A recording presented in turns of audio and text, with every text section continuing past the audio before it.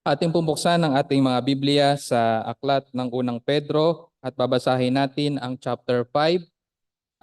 Magsisimula tayo sa kalahati ng verse 5 up to verse 11. First Peter chapter 5 verse 5b to verse 11. Ito ang sinasabi. At kayong lahat ay magsuot ng kapakumbabaan sa inyong pakikitungo sa isa't isa, sapagkat ang Diyos ay sumasalungat sa mga palalo, ngunit nagbibigay ng biyaya sa mga mapagpakumbaba. Kaya't kayo'y magpakumbaba sa ilalim ng makapangyarihang kamay ng Diyos upang kayo'y kanyang itaas sa takdang panahon. Ilagak ninyo sa kanya ang lahat ng inyong kabalisahan sapagkat siya'y nagmamalasakit sa inyo. Magpakatino kayo, magbantay kayo. Ang dyablo na inyong kaaway ay tulad ng leyong gumagala at umuungal na humahanap ng kanyang malalapa. Siya'y labanan ninyo, maging matatag sa inyong pananampalataya. Yamang inyong nalalaman na ang mga gayong hirap ay nararanasan ng inyong mga kapatid sa buong sanlibutan.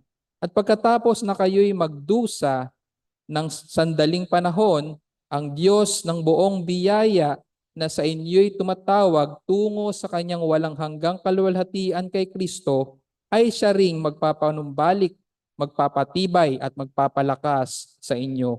Sumakanya nawa ang kapangyarihan magpakailanman. Amen. Palain nawa tayo sa pagbasa ng salita ng ating Panginoon. Last week, ang inyong lingkod ay nagkaroon ng pagkakataon to undergo in an online short online course na patungkol sa aming trabaho. And this online course is entitled Fundamentals of Chemical Fume Hood Safety. So ito yung fume hood po, yun yung equipment in the laboratory na ginagamit kapag ikaw ay, gumagamit ng mga kinakailangan gumamit ng mga chemicals in the laboratory para maiwasan na ikaw ay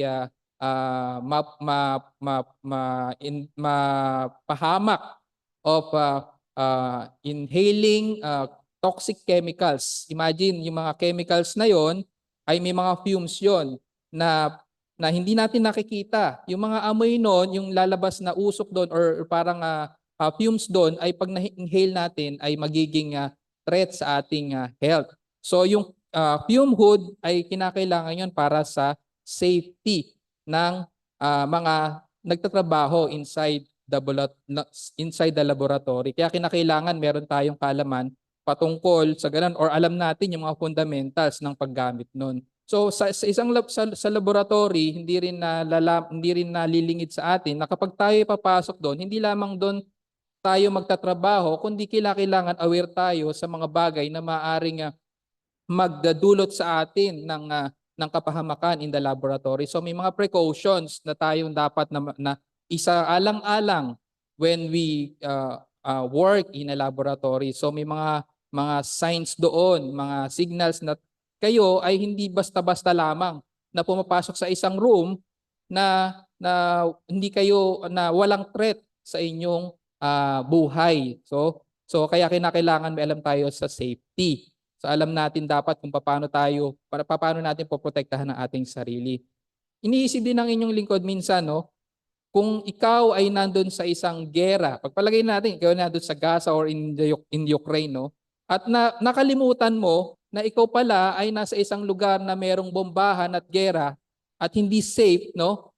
At kung basta-basta ka na lang gumagala doon, maaring sa isang iglap, makita mo na lang ang iyong sarili ay sugatan at talagang or maaaring ikaw ay mamatay, no? Kaya kinakailangan yung awareness, yung vigilance when we are in a place na talagang masasabi natin na critical, no? Para sa ating survival.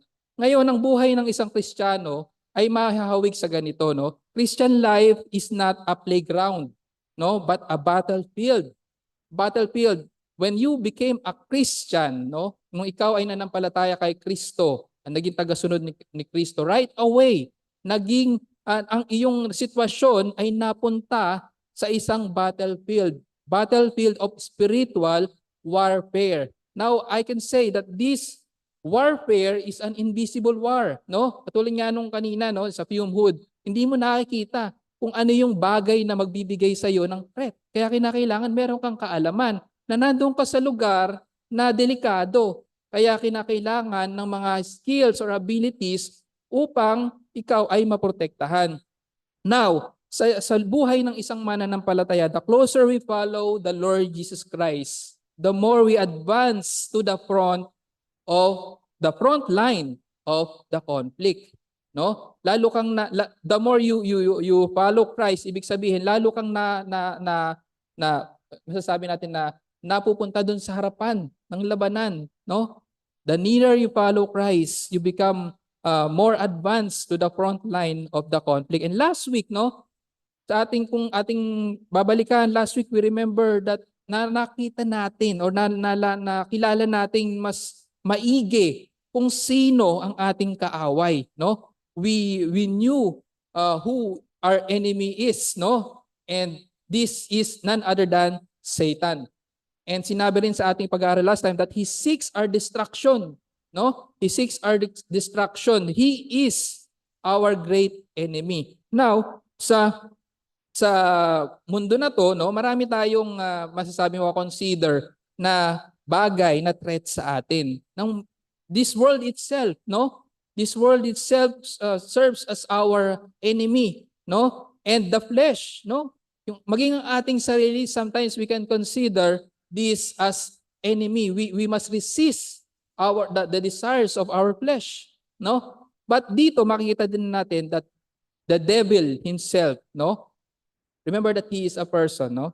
He is a person, a real enemy, no? And his strategy, this Satan's strategy, is to use the world and even our flesh to throw our Christian lives into devastation, destruction. And the moment a person is converted to Christ, no? Sabi nga kanina, he begins to meet the opposition. He begins to meet this Satan in his Christian life, no? Nagsimula na tayo na sa gera, sa pagkikipagtunggali sa dati nating kaaway, dati nating kakampi na ngayon ay ating kaaway. And dito, ang mga mananampalataya when we were converted to Christ, no? His faith is constantly under attack. Ang bawat mananampalataya at ang kanyang pananampalataya is always constantly under attack. Ngayon sa ating teksto na ating pagbabatayan sa pag-aaral natin sa umagang ito, and we will focus on verse 9 because we were on verse 8 last time. And verse 9 says, and I'll read it again in your hearing, ang sabi dito, but resist him, no? Firm in your faith. Dito, but resist him, wala nang ibang tinutukoy ito kundi si Satan. At sinasabi nga doon sa verse 8, be sober, be of sober mind, be on the alert. Your adversary, none other than Satan, the devil prowls around like a roaring lion seeking someone to devour. And verse 9, but resist him, firm in your faith, knowing that the same experiences of sufferings are being accomplished by your brethren who are in the world. No, dalawang idea ang sinasabi sa atin dito. There are two ideas here na bababasa natin sa verse 9. First, it gives us the idea that we are in a warfare. We are in a spiritual warfare. Sabi sa verse 9, but resist him firm in your faith.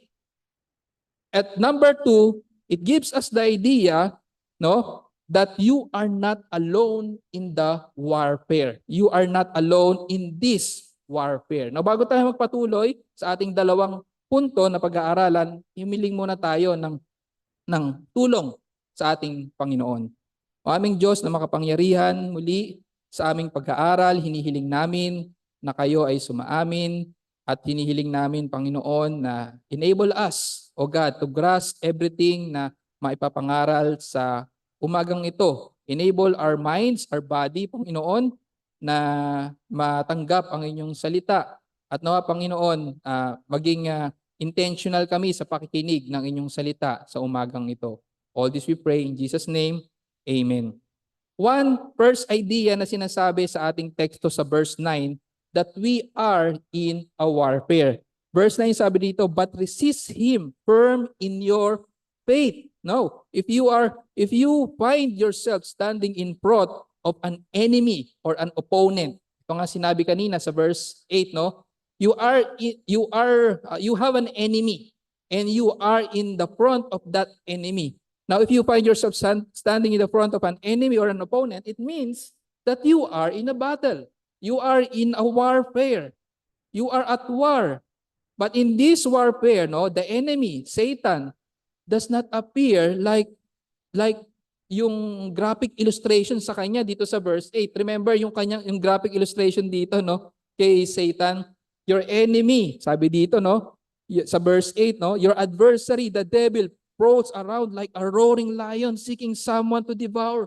So bigla na lang papasok sa isip natin yung graphic image ni Satan dito na parang leon na talagang nakakatakot, no? Umaatungal.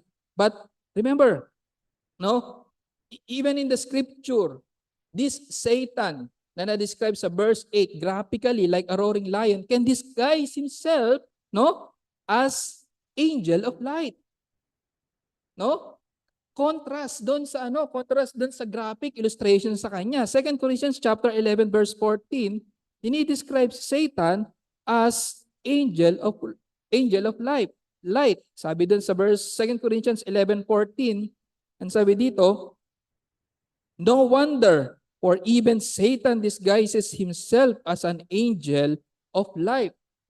Now in the Garden of Eden, no, si Satan parang ganito yung naging kanyang appearance kay Eva at kay Adan noong time na to. In the Garden of Eden, Satan appeared like a friend or a benefactor.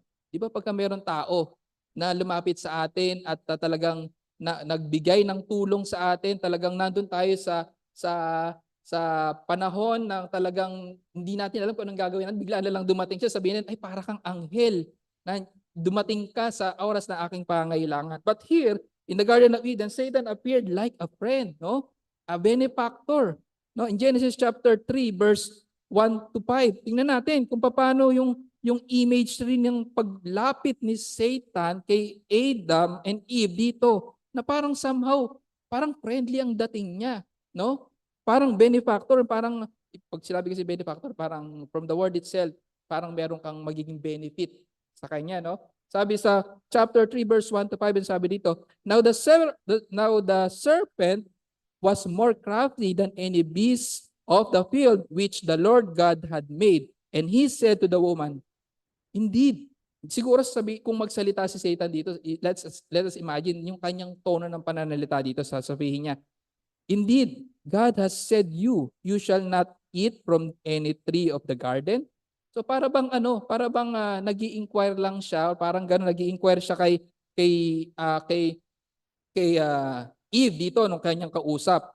Sabi ni Eve, sumagot siya, the woman said to the serpent, from the fruit of the trees and from the garden we may eat, but from the fruit of the tree which in the middle of the garden God has said, you shall not eat from it or touch it, or you will die. Now, sa verse 4, sinabi ng serpent, para bang ang kanyang tono dito is parang may concern, somehow, gano'n nagpapanggap na may concern.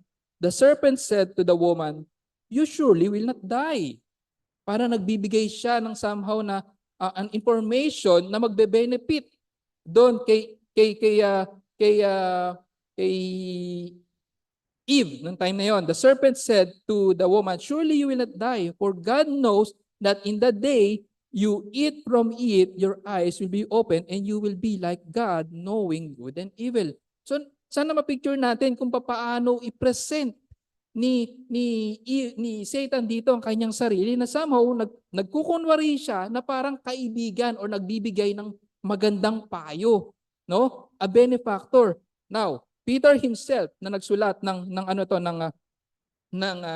epistle na to, he was aware kung paano ang galawan ni Satan, because sa kanyang sarili na mismo, sa mga salita ng ating Panginoong Jesucristo sa kanya, na somehow pinakilala sa kanya kung paano ang galawan ni Satan. Sabi dito sa Luke chapter 22 verse 31, no? Luke chapter 22 verse 31.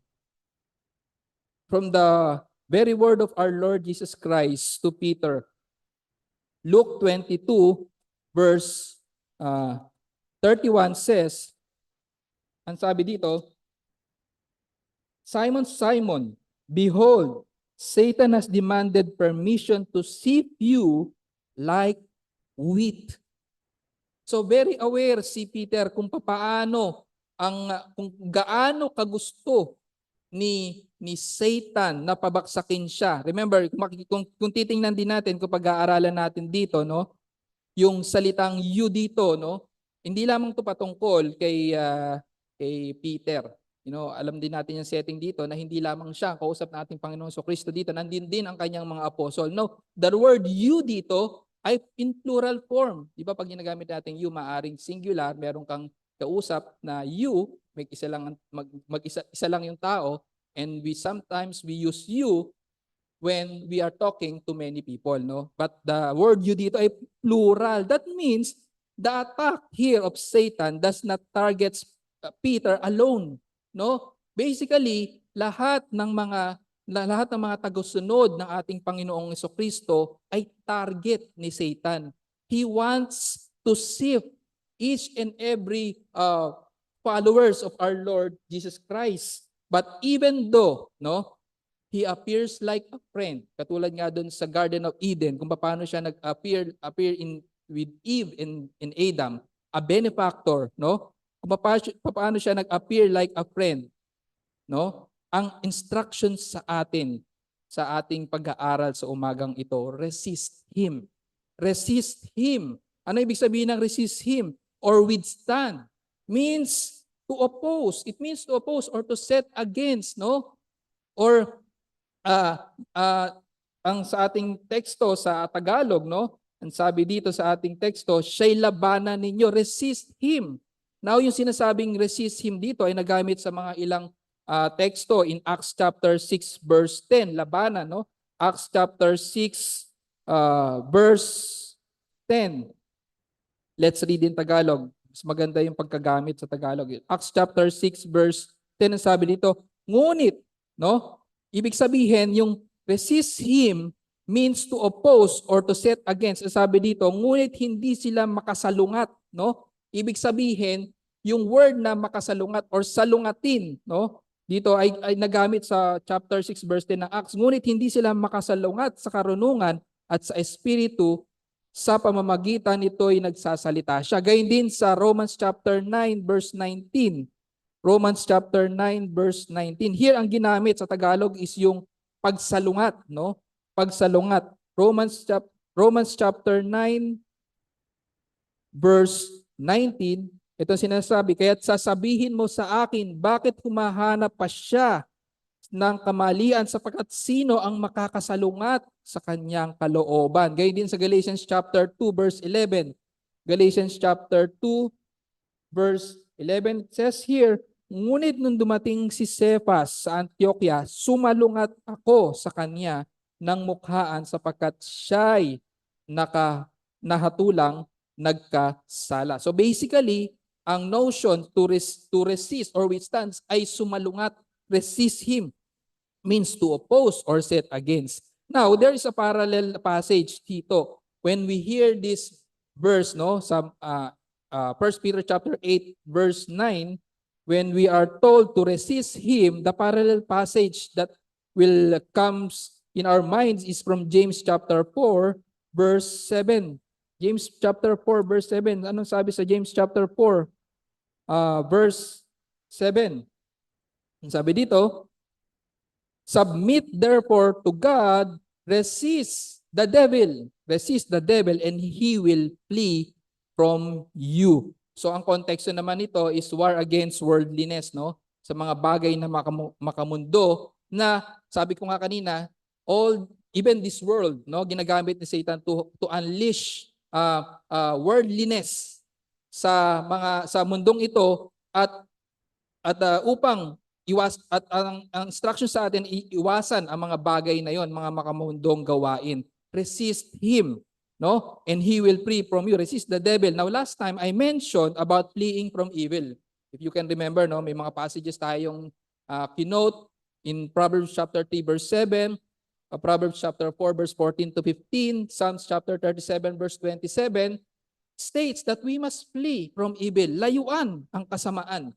Now in addition, meron din tayong sinasabi sa 1 Corinthians chapter 6 verse 18 to flee from immorality, no? 1 Corinthians chapter 6 verse 18, flee from immorality. 1 Corinthians chapter 10 verse 14, sabi rin dito, flee from idolatry.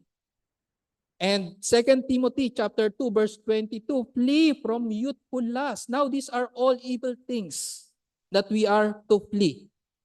But here in our text, ay somehow, sasabihin na, ikala ko ba flee from evil? Now, here, labanan naman, resist. Di ba pag ikaw ay lumalaban, hindi ka tumatakbo. Di ba? Hindi ka lumalayo. Now, here, ang sabi sa atin is to resist. Ibig sabihin, labanan or salungatin.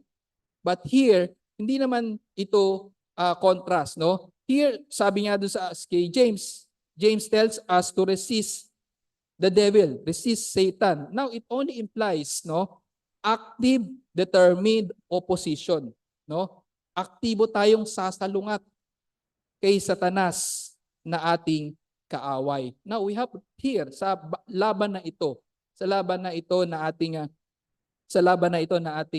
na tayo ay kasama, no, this spiritual warfare, we have to recognize here, no, our weakness, no? Hindi ito yung bagay na without recognize that upon recognizing, no, na tayo ay Kristiyano na we can do everything, we can conquer Satan, we can go over or roam around and seek him, or parang ganun ang magiging mangyayari na kaya natin siyang labanan on our own. But no, hindi.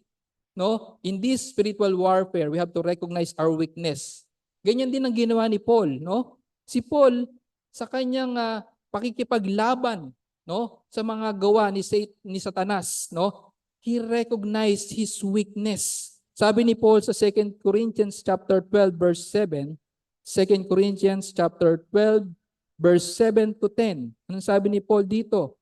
Because of the surpassing greatness of the revelation, for this reason, to keep me from exalting myself, there was given me a thorn in the flesh, a messenger of Satan, to torment me, to keep me from exalting myself. Concerning this, I implored the Lord 3 times that it might leave me. And he said to me, my grace is sufficient for you, for power is perfected in weakness. Most gladly, therefore, I will rather boast about my weaknesses, so that the power of Christ may dwell in me. Therefore, I am well content with weaknesses, with insults, with distresses, with persecutions, with difficulties for Christ's sake. For when I am weak, then I am strong. So, kinakailangan, importante in this spiritual warfare that we recognize our weakness. And ang sabi naman sa atin, ang exhortation sa atin sa Ephesians chapter 6, no, when we talk about spiritual warfare, no, ito ang mabilis na papasok dapat sa ating isipan, that talagang very comprehensive ang pagpapaliwanag dito sa pagdating sa spiritual warfare, ang Ephesians chapter 6, no. But here, dito sa paunang verse ng Ephesians chapter 6 patungkol sa spiritual warfare, sa verse 10, no, sinasabi sa atin na we must be strong. Sinabi ba dito we must be strong in ourselves? On our own? Hindi po. Sa verse 10 ng chapter 6, sabi dito, finally, be strong in the Lord and in the strength of His might. So sa laban na ito, ang strength natin ay hindi nanggagaling sa ating sarili. We must be strong in the Lord. Means sa laban na ito, sa spiritual warfare na ito, sa laban natin against our arch enemy, is ang sufficiency natin ay hindi nanggagaling sa ating sarili. This means that we are insufficient for this fight, and our strength will only come from the Lord, no, in resisting Satan. Now, how do we resist Satan? No? Sabi dito, resist him. Now, how do we resist Satan? No?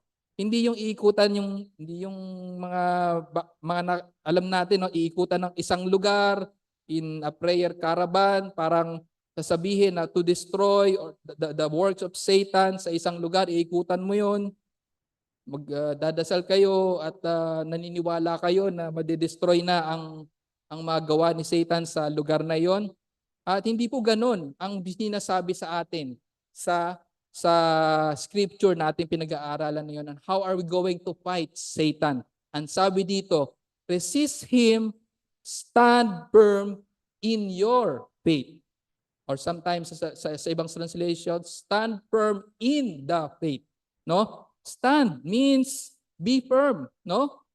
Stand means be firm, immovable, and solid. Sabi dito, siya'y labanan ninyo, maging matatag sa inyong pananampalataya. Now, stand means be firm, immovable, solid, steadfast. Yan yung mga other translation kung ating pag-aaralan, mababasa natin mga translation in English, no? In 2 Timothy in 2 Timothy chapter 2 verse 19 ay makakatulong sa atin how are we going to understand this being to stand, no? How is it to stand or be firm, no? In 2 Timothy chapter 2 verse 19, ang sabi dito, 2 Timothy chapter 2 verse 19, ngunit ang matibay na saligan ng Diyos ay nananatiling matatag na may tatak na ganito, no? Ang sabi sa verse sa English, the firm foundation of God stands. So paano dinescribe yung foundation ng ating Panginoon, no? Paano di-describe? It is described as firm, no? The foundation of God is firm. It stands.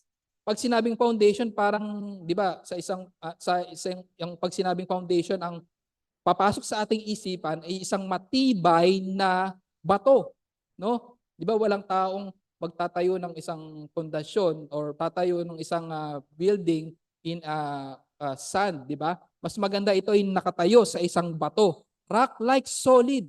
Pag sinabing firm, it is rock like solid, immovable, no? Steadfast. Now, let's read the verb form of this word steadfast, no?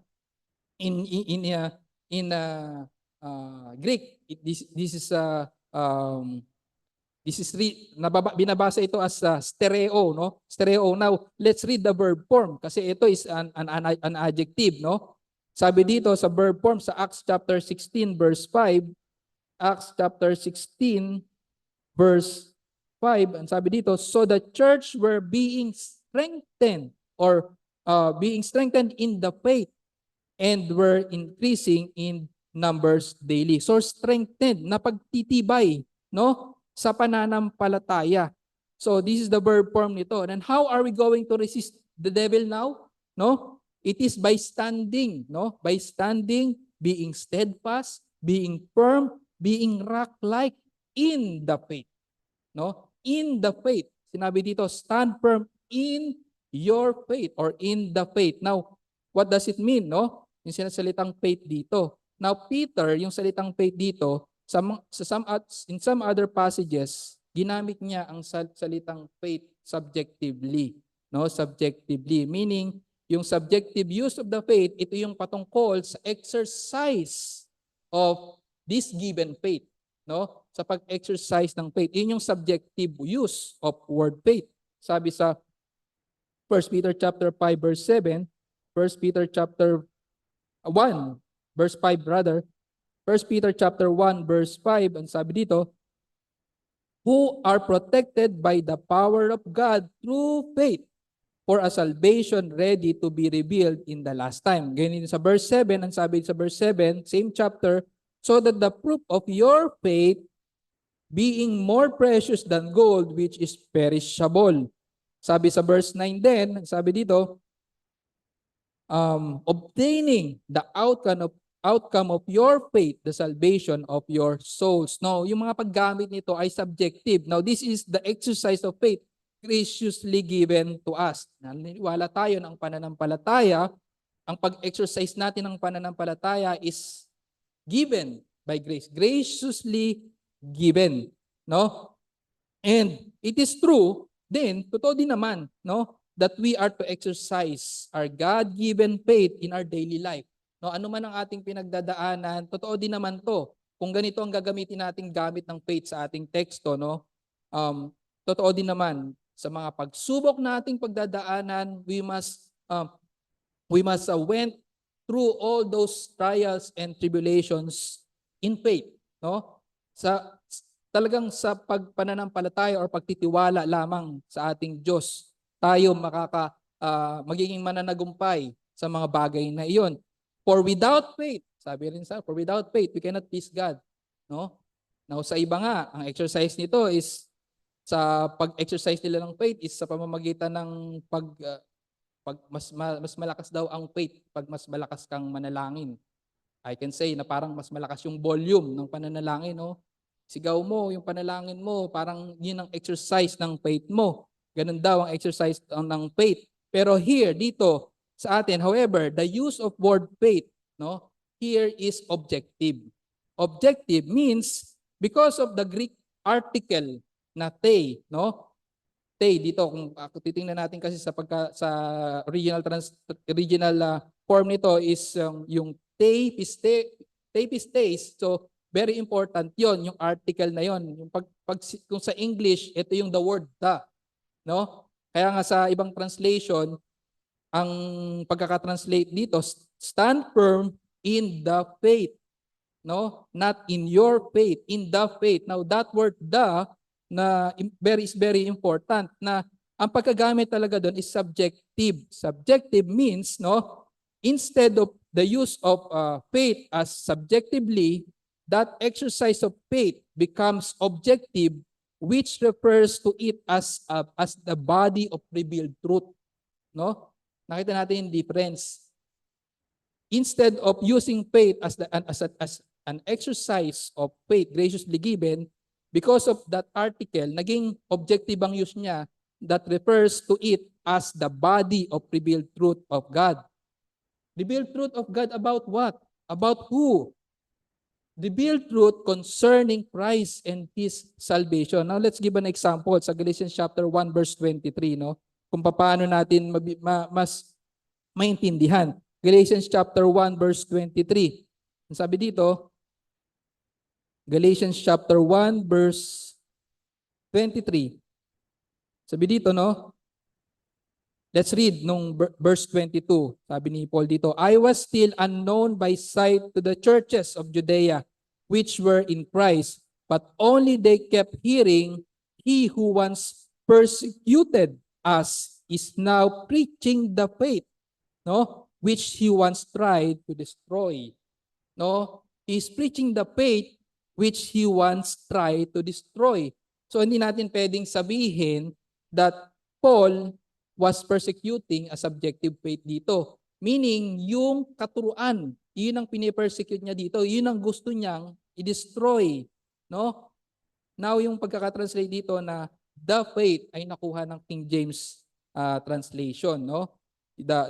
Stand in the faith. Stand firm in the faith. So, sinasabi natin dito na ito ay the body of revealed truth na ipinagkaloob sa mga mananampalataya. The people of God are not only to be firm, no? Dito, rock-like standing in the faith, no? In the faith.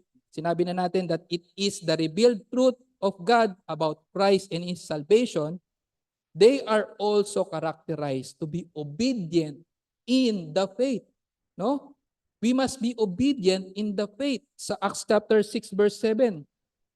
Acts chapter 6 verse 7, it says here, no, the word of God, no, the word of God kept on spreading, and the number of the disciples continued to increase greatly in Jerusalem, and a great many of the priests were becoming obedient to the faith. Obedient to the faith. Yan ang karakteristik ng mga tunay na mananampalataya. Obedient to the faith. So here, balikan ulit natin, no? Ang konteksto natin, here there are Christians who are suffering. Here are the Christian sufferings. Suffering Christians, persecuted sila, no? Persecuted, maraming persecution, trials na nangyayari in different forms, no? Merong persecution from the family, persecution from the friends, bukod pa yung mga trials, kahirapan na nadaranasan nila financially, deprived sila dito sa konteksto na to. And there is an enemy, no? There is an enemy, no? Seeking for them to devour them. This is the devil, no? Na sinasabi sa mga mananampalataya to resist, no? These Christians suffering, no? Who are suffering must resist the devil. And how are we going to resist the devil? By standing firm, rock-like in the faith. In the faith. Meaning the body of truth revealed concerning Jesus Christ. Now, how do we get? How do we get in the faith? Paano tayo makakarating doon?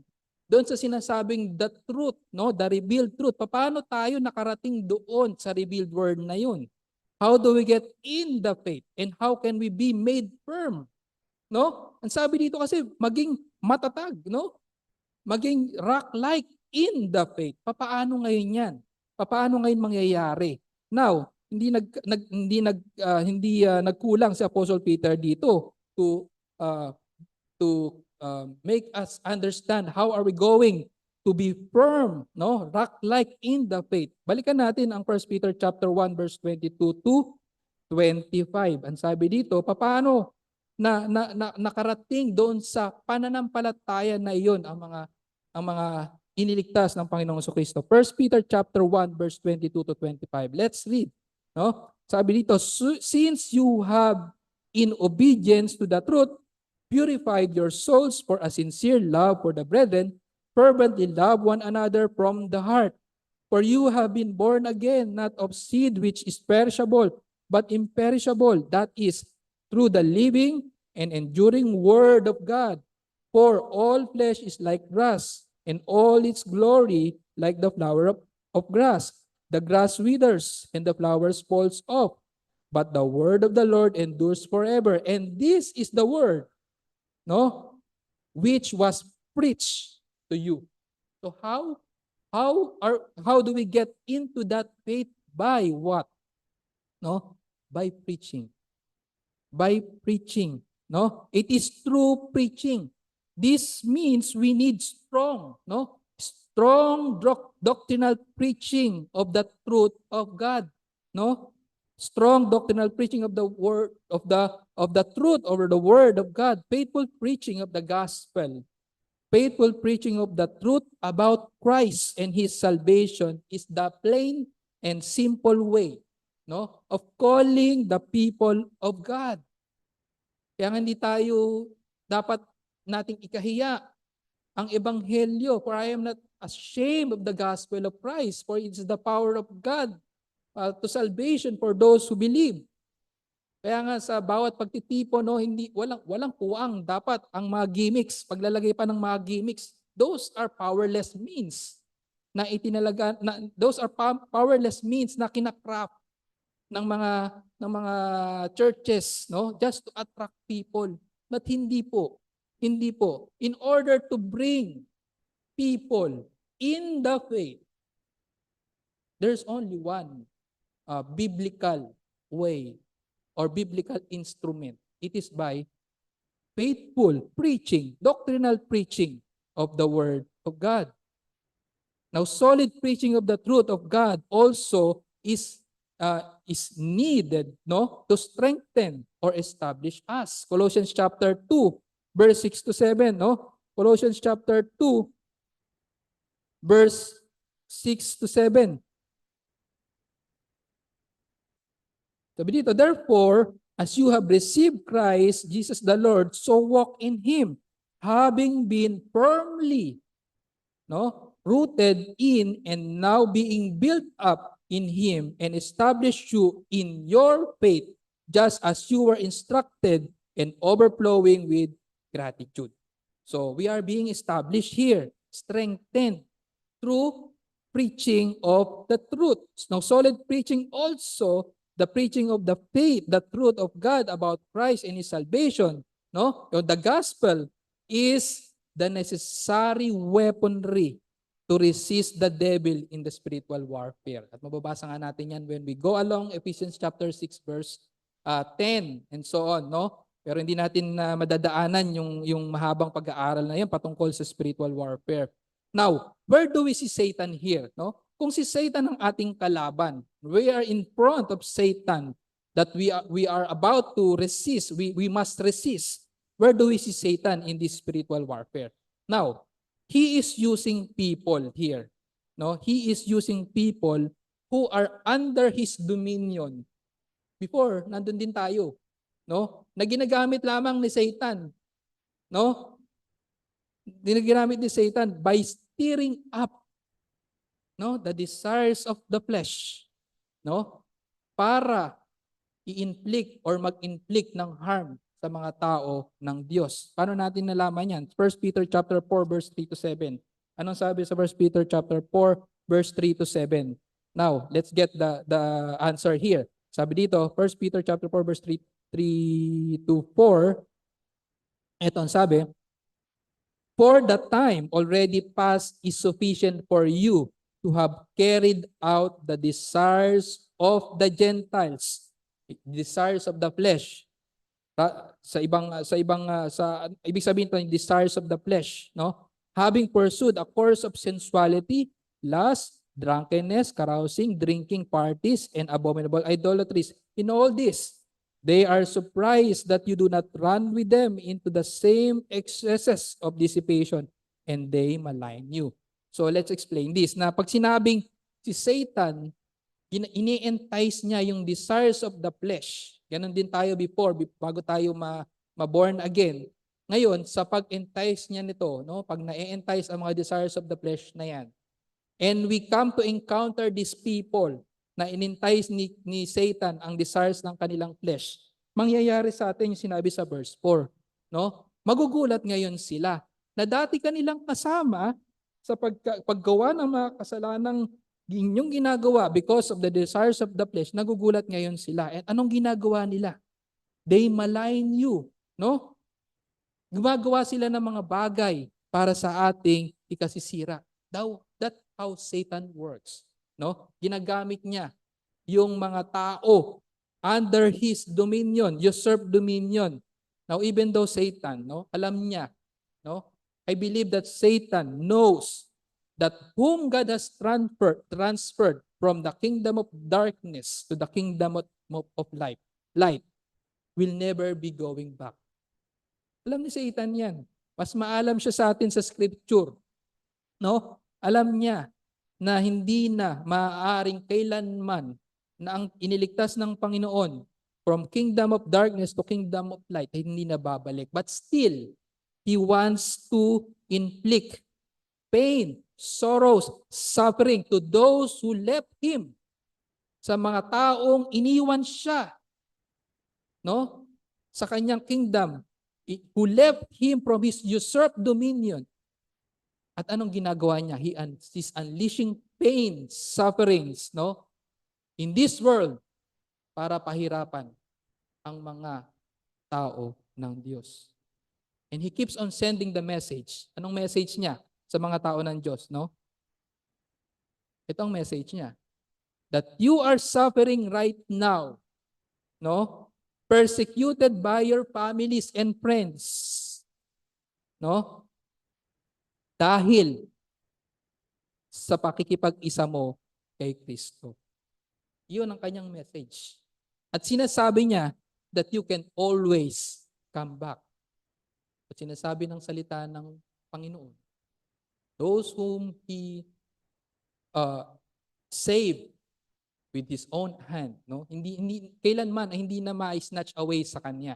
Ang kanyang mga iniligtas ay kailanman ay hindi na maaagaw sa Kanya. And He keeps on sending that message. And again, sa pamamagitan ng ganong mga sa pamamagitan ng mga ganong messages, no, na maaari na ganyang ina-address sa mga mananampalataya. Again, parang nagpe-pretend na naman siya to be a friend, no? Sabihin na, para hindi mo napagdaanan yung mga bagay na yan, is pretending to be a friend. Kaya nga siya yung great pretender, no?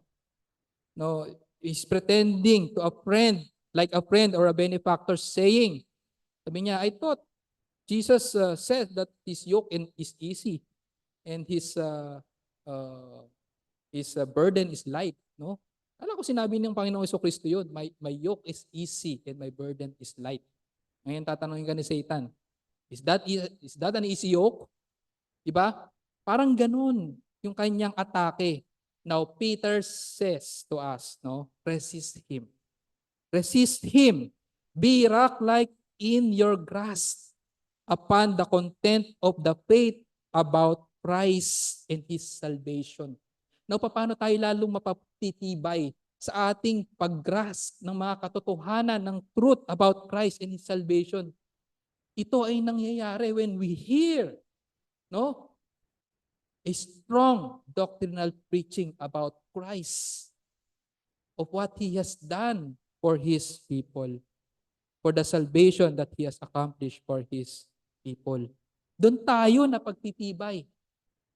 Kapag naririnig natin ng paulit-ulit ang ebanghelyo ng pagliligtas ng ating Panginoong Jesucristo. That's how we can stand firm in the truth about Christ. Kaya sabi sa atin, stand firm in the truth about Christ who suffered for sins once for all. Sabi sa ating teksto, no? Sa ating pinag-aralan last time, 1 Peter chapter 3 verse 18. This is the truth about Christ. He suffered for sinners once for all. For Christ also died for sins once for all, the just for the unjust, so that He might bring us to God, having been put to death in the flesh, but made alive in spirit. He also bore our sins in His body on the cross. 1 Peter chapter 2 verse 24. No, yung mga katotohanan ito ang nagpapatibay sa atin. And He Himself bore our sins in His body on the cross so that we might die to sin and live to righteousness, for by His wound you were healed. We are all like straying sheep before, no? Mga kaluluwang worthy of eternal damnation. And because of our Lord Jesus Christ, of what He has done, now we are under the care of our great shepherd. The verse 25, for you were continually straying like sheep, but you now have returned to the great shepherd and guardian of your soul. No, ang mga bagay nito ay mahalaga, mga katotohanan ito para sa ating ikatitibay sa paglaban kay Satanas. Pangalawa, you are not alone in this warfare, no? Sabi sa ating teksto, no, na ating sa pangalawang part ng ating teksto, knowing that the same experiences of the suffering are being accomplished by your brethren who are in the world. Knowing that the same experiences of the sufferings are being accomplished by your brethren who are in the world. Now, this is a very encouraging statement in our text, no?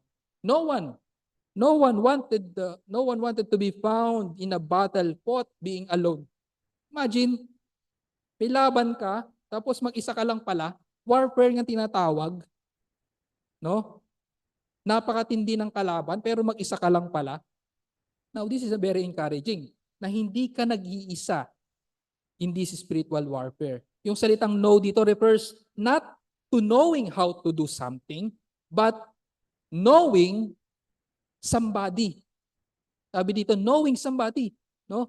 Alam mo na merong kang maiisip na kasama mo sa laban na ito. Meaning, you can think about someone na merong ding pinagdadaanan na katulad mo. You know, in this case, Peter calls the attention of the readers to fellow brethren who are in the world, meaning Christians in other parts of the world, or even Christians in our same group. So meaning, here Peter connotes Christians as universal, the universality of Christendom, no? Sabi ni John Calvin dito, this may be explained in two ways, no? Yung sinabi ditong knowing that the same experiences of sufferings are being accomplished by your brethren who are in the world, sabi niya, this may be explained in two ways. Either that God proves His faithful people indiscriminately everywhere in the world, or that the necessity of fighting this spiritual warfare awaits us long awaits us as long as we are in the world.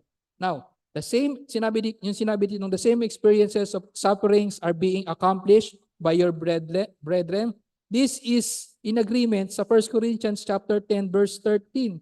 Ano sinabi sa atin dito? When we are experiencing different forms of trials, no? Sabi sa 1 Corinthians 10:13 that no temptation has overtaken you, but such as is common to man. And God is faithful, who will not allow you to be tempted beyond what you are able, but with the temptations will provide the way of escape also, so that you will be able to endure it. No?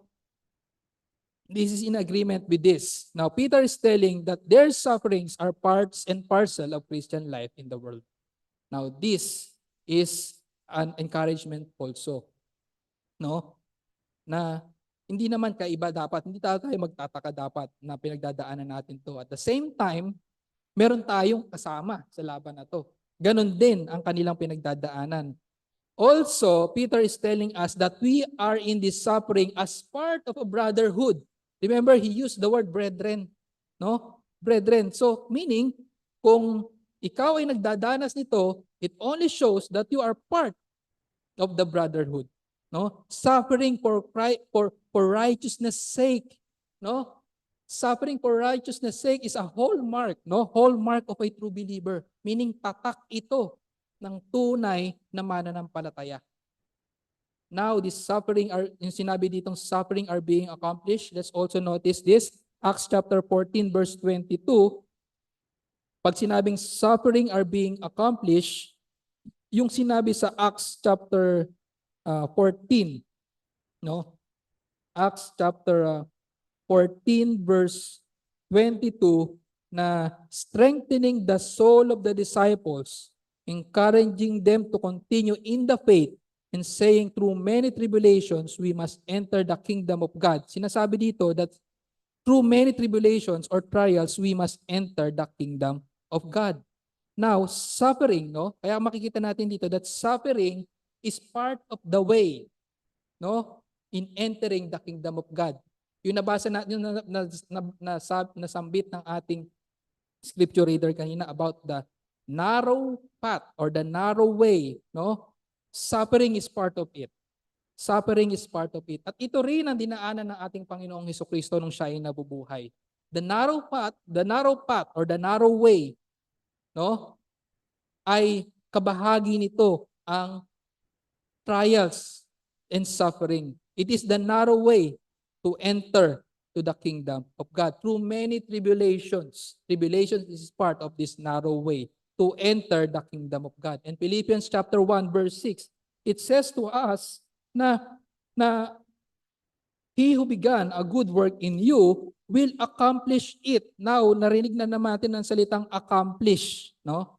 Accomplish. Now, in Philippians chapter 1 verse 6, here it tells us that what God has started is able to complete or accomplish until the day of Jesus Christ, meaning the full revelation of the kingdom of God. Yung coming ng ating Panginoong Jesucristo, second coming, ito yung full revelation of the coming of the kingdom of God. In our entering, no, in the kingdom of God, He accomplishes things in us by way of suffering. So, hindi talaga nalalayo yung pagkilos ng ating Panginoong Diyos sa ating mga buhay as we enter, as we proceed, no, sa kingdom ng ating Panginoon, no? And until its full revelation to us, hindi malalayo or hindi mahihiwalay sa suffering by way, no, of suffering. This is the way of testing by fire na sinabi sa 1 Peter chapter 1 verse 7. Sa 1 Peter chapter 1 verse 7, ito ang sinasabi niya, no? Now, so that the proof of your faith, basahin natin ng verse 6, in this you're greatly rejoiced, even though now, for a little while, if necessary, you have been distressed by various trials, so that the proof of your faith, being more precious than gold, which is perishable, even though tested by fire, may be found to result in praise and glory and honor at the revelation of Jesus Christ. Now, this is the way, no? This is the, through suffering, we will enter the kingdom of God. A testing also. Let's go back in 1 Corinthians chapter 10, verse 13. This testing, no? Let's just be reminded that this testing is not beyond also of what we can bear, no? Ganun ang ating Panginoon sa pagkilos sa ating mga buhay. Na ano mga application natin dito, no? Now, being safely aligned. Number one, being safely aligned in Christ. Kung tayo nga ay tunay na mananampalataya, being safely aligned in Christ is to be resistant, no? Determined to be in resistance with the devil, no? Yan ang dapat na maging katotohanan sa ating buhay. Kung tayo nga ay tunay na iniligtas at na kay Kristo, we must be in active, determined resistance with the devil. And remember that you are in a warfare against the enemy. And after knowing that we are in a warfare, at sa ating pangalawang punto nga, that we are not alone with this battle, the question is, what shall be the end of this battle? No? What shall be the end of this battle? Now, hindi nagkulang ang scripture sa pagpapaliwanag sa atin. Ano nga ba ang magiging kahantungan ng battle na ito? Now, let us remember that the ultimate battle is between Christ and Satan. This is the ultimate battle. Revelation chapter 12, verse 1 to 5. Ano ba sabi sa Revelation chapter 12, verse 1 to 5? No? Revelation chapter 12, verse 1 to 5. Basahin natin, no? A great sign appeared in heaven, a woman clothed with the sun and the moon under her feet, and on her head a crown of 12 stars. And she was with child, and she cried out, being in labor and in pain to give birth. Then another sign appeared in heaven, and behold, a great red dragon, having been heads and 10 horns, and on his head were 7 diadems, and his tail swept away a third of the stars of heaven and threw them to the earth. And the dragon stood before the woman who was about to give birth, so that when she gave birth, he might devour her child. Verse 5, and she gave birth to a son, a male child, who is to rule all the nations with a rod of iron, and her child was caught up to God and to his throne. No? Ito yung battle, no? This is the ultimate battle. The ultimate battle happens or occurs between Christ and Satan. And this part, no, this is a part of Christ's mission. Kaya nga siya dumating dito sa lupa, no? Para sirain ang magawa ni Satanas. Matthew chapter 12. Matthew chapter 12, verse 25 to 29. Matthew chapter 12, verse 25 to 29.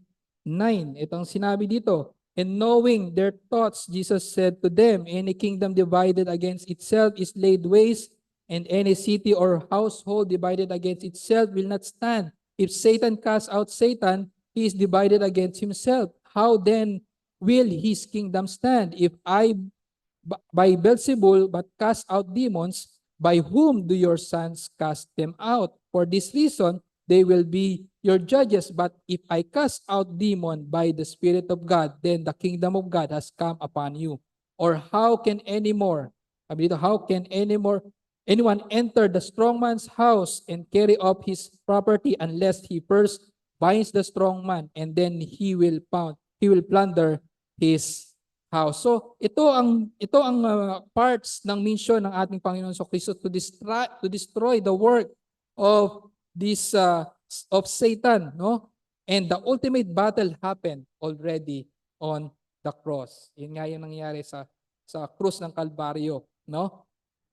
Napagtagumpayan ang battle na ito ng ating Panginoon Kristo. His battle against our arch enemy Satan. His head was crushed, no, on that scene on the cross, and Christ is the victor over all. And we have been delivered, no, from Satan's dominion. Tayong mga mananampalataya, we have been delivered from Satan's dominion through the finished work of Christ. Yet we still battle. Nandun pa rin tayo sa salungat o pakikisalungat o pakikipaglaban sa mga gawa ni Satanas. And one day, our victory in Christ will be fully realized. But until that time, we must battle. We are wrestling. We are conquering now, and we are still to conquer. And we are called to resist Him, firm in the faith. No? It is a great consolation for us that we are not alone sa laban na ito in this spiritual warfare. And even in this fight, ang Panginoon ay nasa atin. No? Kung ang Panginoon ay nasa atin, no? Sino ang laban sa atin? If God is for us, who can be against us? Kaya nga sa labang ito, makikita natin ang soberenya ng ating Panginoon, no? For this battle is God's divinely appointed way of accomplishing what He has started in us. And in this spiritual warfare, we are not to give up. Kung sinabi sa atin, we must resist Him, it also implies that we must not give up. Now, sa ating mga mananampalataya, if you feel that you can't keep going to win this warfare, kung ang pakiramdam natin hindi natin kaya, tama lamang po tayo. Talagang hindi natin kaya. We are right. We cannot on our own. We cannot on our own, sapagkat we must be reminded that this battle must be fought in Christ and through Christ. Kung wala tayo kay Kristo, talagang hindi tayo magiging mananagumpay sa battle na ito. Kung wala tayo dun sa panig ng victor, na tanging mananagumpay, walang iba kundi ang ating Panginoong Kristo, is talagang hindi tayo magiging successful sa battle na ito. We are never sufficient. Sabi ko nga kanina dito, self-sufficiency is a killer here. No? We are never sufficient for this battle. No? Kung tayo ay titingin lamang sa ating sarili. Kaya that's why we need Christ. We need Christ, the truth about Christ in the daily basis in this battle against our enemy, the devil. We need the truth. We need Christ, about Christ, no? And His salvation in this battle to remain standing and firm. Now sa ating mga kaibigan na wala pa sa ating Panginoong Kristo, kanina nga sinabi na na ang katotohanan ng mga taong niligtas ay talagang dapat na makita that they are to be in active opposition or resistance with the devil. But if you are not aligned in Christ, my friend, you are therefore aligned with the devil. Nandun ka sa kabilang panig, no? The devil's destruction is sure, no? The Bible says the devil's destruction is sure. And kung ikaw ay nandoon sa kanyang panig, it's also true that your destruction together with this arch enemy of Christians is sure. And that includes you if you be found apart from Christ in His coming. Kaya nga, in every chance that the gospel of Christ or the word of Christ be preached, the gospel is always consistent that sinners like you and me must repent of our sins. And hindi natin dapat na pagtiwalaan ang ating mga mabubuting gawa na kaya nating makuha ang merito ng kaligtasan sa pamamagitan ng ating gawa. Hindi po ganoon, kaibigan. Maliligtas lamang tayo kung ating bibitawan ang pagtitiwala sa ating sarili and we claim that we cannot save ourselves, that we are weak and helpless in saving ourselves from the dominion of sins. No? Sa atin, hindi natin kayang nakitain ang buhay na walang hanggan sa pamamagitan ng paggawa ng mabuti.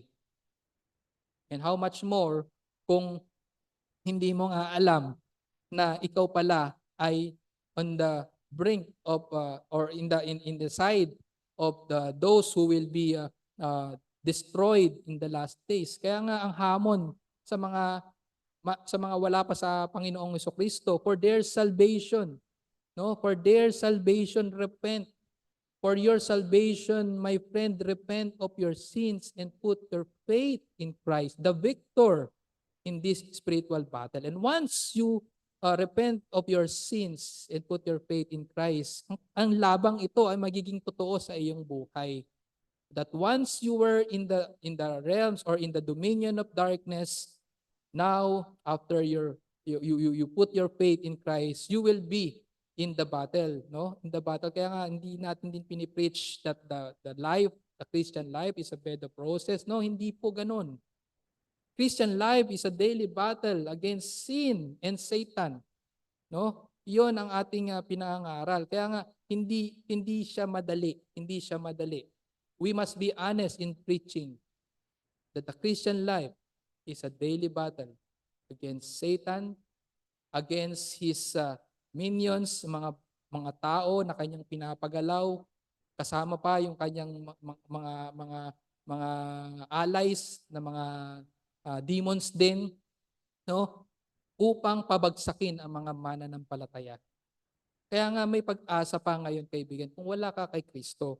At para maiwasan mo ang destruction that awaits Satan's and his minion, magsisi ka sa iyong kasalanan, kaibigan. Manampalataya kay Kristo. And this battle, I tell you, my friend, that the result of this battle is sure. Sure for those who are in Christ, because Christ has won this battle already. No, the battle has been won, no? And it's just awaiting na ito ay ma-reveal fully in His second coming. Kaya kaibigan, manampalataya ka kay Kristo, magsisi sa iyong kasalanan habang may panahon. Let's pray. O aming Panginoon, aming Diyos, kami muli nagpapasalamat sa pagkapahayag ng inyong salita. At muli, Panginoon, for making us aware once again that we should not be a Christian na tutulog-tulog sapagkat kami ay in a battle, in a spiritual warfare. That our enemy is so crafty na kaya niyang magbalat kayo upang kami ay lansihin, upang kami ay ibagsak. Kaya nga, Panginoon, sa previous lesson na sinabi sa amin that we must be sober and watchful, at ngayon naman sinabi ang instruction sa amin, the instruction was expanded to resist Satan, no? To resist him. Ay nawa po, Panginoon, tulungan niyo kami sa bagay nito. We are not sufficient in this battle. We are in need of you, O God. We are in need, O God, of your preservation in this battle, O God. But unless you preserve us, O Lord God, ay dun lamang kami magiging mananagumpay sa labang ito. At nawa po, Panginoon, tulungan niyo ang bawat isa na manatili, maging matatag sa katotohanan na inyong ipinagkaloob sa amin kung kami ay iyong iniligtas. Hanggang sa mga sandaling ito, as we live our life, O God, hanggang sa araw ng aming paglisan or katapusan ng aming pamumuhay dito sa mundo, maging sa araw ng inyong muling pagbabalik, kinakailangan namin ang katotohanan ito upang kami pagtibayin sa aming lakad patungo sa inyong kaharian. Maraming salamat pong muli. Ito ang aming samadalangin sa pangalan ni Jesus.